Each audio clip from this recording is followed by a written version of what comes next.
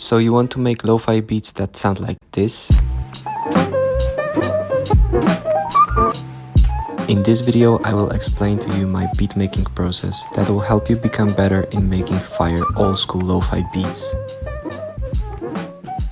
To find a sample for my lo-fi beat, I go to the website archive.org that includes thousands of amazing old records. This time I wanted to find something in the style of an old jazz piano record.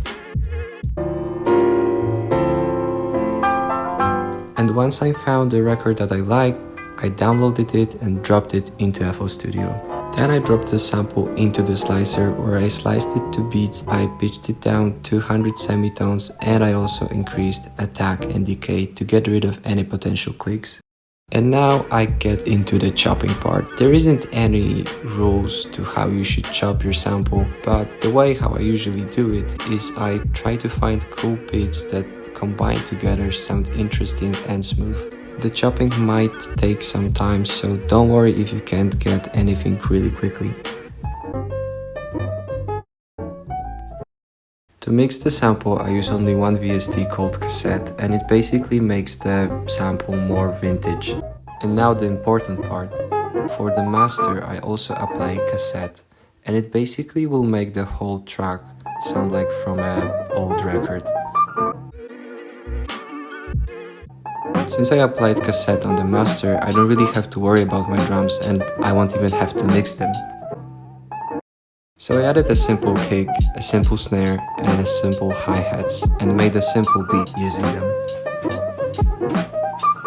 To give the beat a bit more depth, I will use some percussion elements such as jazz brushes or some other shakers or whatever. Basically anything that will sound like straight from a jazz track. And of course, I also apply some vinyl effects for more lo-fi vibes. And last but not least, I add the bass. For the bass I use Deep 2 preset from Citrus, and I also use a very simple EQ on it to give it a bit more vintage vibes.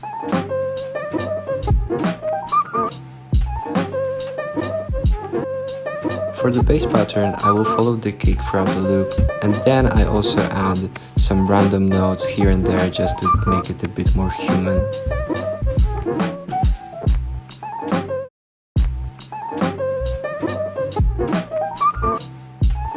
And once it's all done, the beat is basically finished. Now all we have to do is to arrange it and maybe master it if needed. So as you can see, making lo-fi beats isn't really that hard. And with the cassette on the master trick, you basically will make your beats way more vintage and way more lo-fi. But of course, instead of using cassette, you can use basically any other plugin that will make your beat lo-fi. For example, OCS 45 or Origin will do the same work as well. Of course, if you want to, you can make your beats way more complex than what I showed you today. But sometimes the simple beats are the best, so just experiment and see what works best for you. Also, I recently learned that almost 85% of people who watch my videos don't subscribe to my channel. So if you like this video or if you learned anything, you can consider subscribing or leaving a like. And now let's listen to the final result.